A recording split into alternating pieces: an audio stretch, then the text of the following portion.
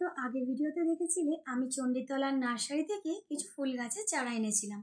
তো আমি বেছে বেছে চারাগুলো এনেছিলাম সতেজ দেখে, এর মধ্যে কয়েকটা গাছ একেবারেই শুকিয়ে গেছে। যদিও আমার দোষই হয়েছে, কারণ আমি সময়ের অভাব আর মাটির জন্য গাছগুলো বসাতে পারিনি। তো দোকানদার যে ফুল গাছগুলো আমাকে সাজেস্ট করেছিল সেগুলো একদম সতেজ আছে।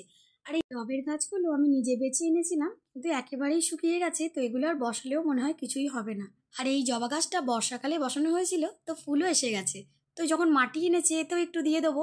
আর তাহলে এখন গাঁদা গাছগুলোকে আস্তে আস্তে প্লাস্টিক থেকে বার করে নেব, নিয়ে আমি বসাবো। এত শুকনো হয়ে আছে মাটি যে ঝরে পড়ে যাচ্ছে।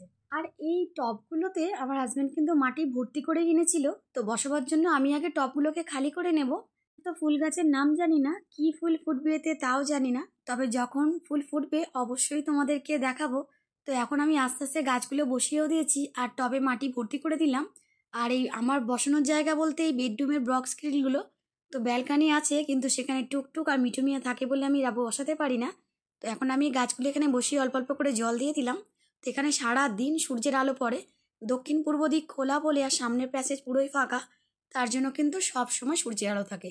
আমার এই 3টে গাছ বেঁচে গেল, আমার টব কম পড়ে গেছে, তো আবার টব আনার পরে এই গাছগুলো আমি বসাতে পারবো।